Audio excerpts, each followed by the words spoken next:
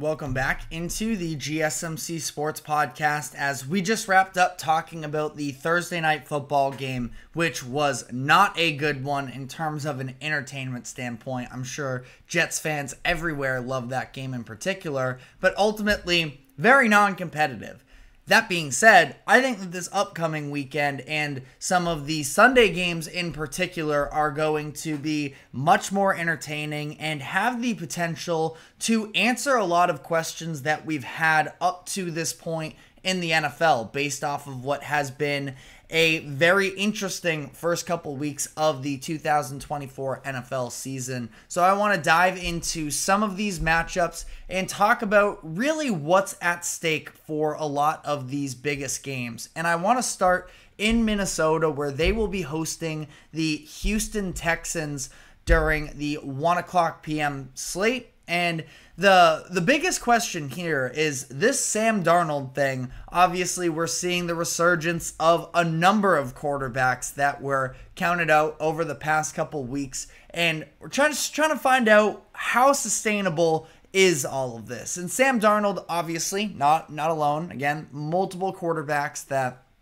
are, playing much above expectations up to this point. And I do think that Darnold, especially in that Kevin O'Connell system, where I think that O'Connell gets so underrated in terms of the love that he gets from the casual NFL fan. I think that he is an excellent coach and an excellent offensive scheme person, that he is helping Sam Darnold to have the 5th best passer rating in the NFL up to this point. Now, sure, you can point to that Giants game, say, well, that's really when he did a lot of his heavy lifting, and it's against the Giants defense.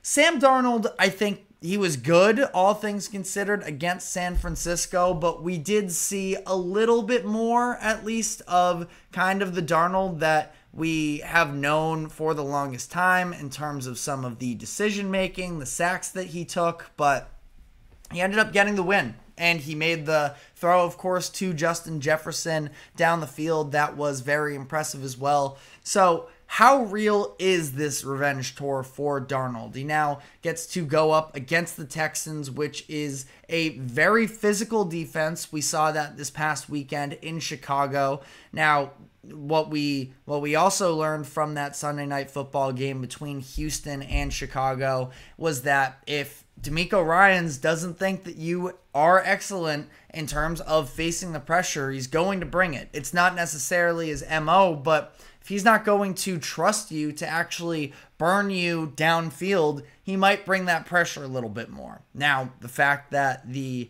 Vikings also have Justin Jefferson probably builds into that, and I don't know quite how much pressure they're going to bring, but I do think that it's going to be very interesting to see. And Jefferson is expected to play, by the way, at least as of the time recording here. Was dealing with a quad contusion last week, but he seems like he is good to go in that game. And I think it's going to be really interesting for Sam Darnold in this one. And then, just talked about the idea of bringing pressure. One of the biggest winners of the first couple weeks has been Brian Flores, the Vikings defensive coordinator. This idea that obviously, the very public downfall, or however you want to phrase it, the relationship that he had with Tua Tagovailoa when he was in Miami was not a good look for him, but ultimately, he is a very high quality coach, and it's more so on the defensive side of the ball. There's still a lot of unknowns in terms of will that actually be able to translate to him being a head coach, because the leadership didn't seem all too great in his first go-around with Miami a few years ago. But even that being said, they still made the playoffs. They were not a bad team under his leadership there. So I think that Flores is somebody who understands that this is a big season for him now that he has these new pieces on the defensive side of the ball in Andrew Van Ginkel and Jonathan Grenard and those types of additions. So that's a game that I definitely think is going to be very interesting to keep an eye on. Of course, Eagles at New Orleans is a huge game. More so than anything, it's just about, we talked about Sam Darnold just now. Derek Carr on the other side, he has been incredible up to this point as the Saints offense has put up over 40 points in each of their first 2 games. Now, you can't imagine that that's going to be the expectation for them moving forward, but still, how legitimate is this Saints offense, where I still think that Philadelphia, I've been saying this for weeks now, that is a defense you can move the ball against, so it's not like this is a grade A test of going up against an elite defense, but a lot of playmakers on that Philly defense. And for the Saints, again, you're not going to score 40 points per game, but now that they have all of these, expectations and all of these articles and media people talking about how great Derek Carr has been and just the extent of this New Orleans offense making them a potential contender, can they continue to back that up? Because again, while I don't think that the Eagles are an elite defense, they still have a lot of players. And ultimately, now that the spotlight is on the Saints, week 1, they ended up beating up on the Panthers. Just about everybody seems to be doing that. So, a little bit less to take out of that game. But now against, back-to-back teams that are supposed to be some of the best in the NFC, can you continue to produce? That is the main thing. On the Eagles side of this, it's just about how you respond, and it's definitely on Nick Sirianni. We talked about this last week. Spotlight is going to be on him moving forward here, where I don't know quite how much necessarily, you can give as to what does Sirianni have to prove on a week-to-week basis. It's just about sort of how these games unfold, and will he continue to, or will he be able to make the right adaptations and the right calls? We'll have to see there, but obviously a big bounce-back spot for the Eagles, and they really need it given their loss on Monday night.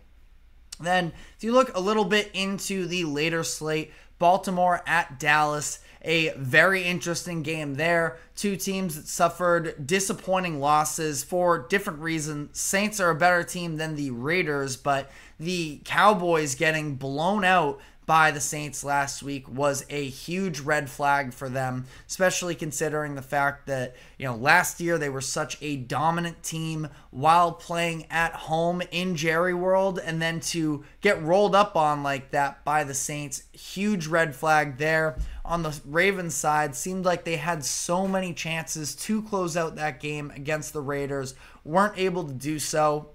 Their secondary ended up having a pretty tough time overall trying to stop Gardner Minshew. What's it going to look like here against a more competent, no disrespect to Gardner Minshew, but, more of a highly regarded quarterback in the NFL in someone like Dak Prescott. Dak himself also has a lot of pressure surrounding him after what was a largely underwhelming performance in week 2, so both of those teams trying to bounce back from losses. Somebody's got to lose that game, and I think that you're looking at a situation here where Ravens, they'd be falling to 0-3, which still a talented team. I don't want to call it a death sentence if they go 0-3, but that is a huge uphill battle to be able to climb your way back into, winning your division, having home field advantage for the playoffs, so massively important there. Cowboys maybe a little bit more wiggle room, especially because their top competitor in the NFC East is the Eagles, who also have a tough, game ahead of them. So I think that we're going to be diving a little bit more specifically into that game when we do our best bets of the week, but very interesting game there. Can Baltimore's secondary recover after getting carved up by Gardner Minshew? Can the Cowboys find a way to get any semblance of defense back and running? Because week 1, they were playing against the Cleveland Browns, who, their offense obviously has their own dysfunctions. This is easily the biggest test that they have had up to this point in terms of strength of the opposing offense that they are going to face. And then Detroit at Arizona, another very interesting game. I've been very high on the Cardinals entering this season. Last week, they put a thumping on the Los Angeles Rams. This is a team that, they're going to be going toe-to-toe with the Detroit Lions. Both of them, two hard-nosed football teams. Yeah, Kyler has all the magic, of course, when in terms of running around in the pocket, making plays happen there. But I do think that the strength of these teams are both in the run game, and this is a situation where Arizona, if they are going to prove to be a contender of any sorts in the NFC this season, their defense has to step up for them. Not that they didn't last week, but obviously dealing with so many injuries the Rams were last week on both the wide receiver front and on the offensive line. Now they're going to be coming into a game against a hungry Detroit Lions team that I think is going to try and reestablish the run. Let's see whether or not they are able to hold up there. And then the Lions as well, like I mentioned, I think that they're going to try and reestablish the run, but we have seen this offense that was one of the best in the league last season really struggling out of the gates. Can Jared Goff respond in that offense as a whole? What is their approach going to be? Are they going to go back to the, pound the ground running game type of style, or are they going to keep trying to air things out as Ben Johnson is sort of trying to audition to some degree for a head coaching spot next year? And then Sunday night game, the Kansas City Chiefs at the Atlanta Falcons. Very weird game. Chiefs, how are they going to look without Isaiah Pacheco? Pacheco going to be out for, sounds like, at least 6 weeks, if not more. Andy Reid even opened up a little bit on the possibility, and it was a very vague answer, so I don't want to read too much into it.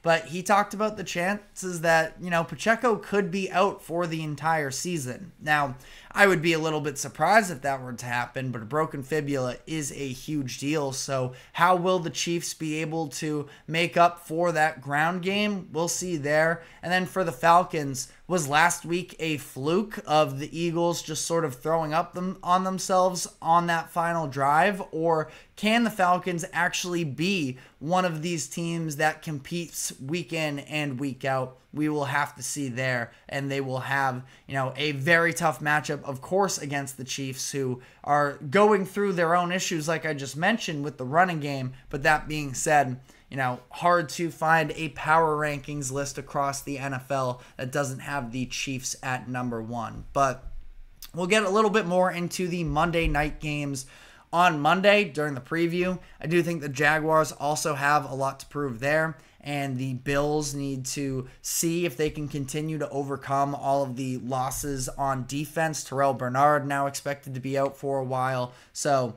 a lot going on in that Buffalo side of the ball as well, and that should also be a very interesting game. But let me know what your thoughts are in the comment section on this Week 3 slate, what you are most looking forward to. But we are going to be now next shifting gears and talking about our best bets of the week. We have been off to a great start so far through 2 weeks, but this is a very difficult slate to pick out, so we're going to be giving you the top 5 plays against the spread this upcoming weekend. But before we do so, we are going to take a quick break. Do not go anywhere. We will be right back.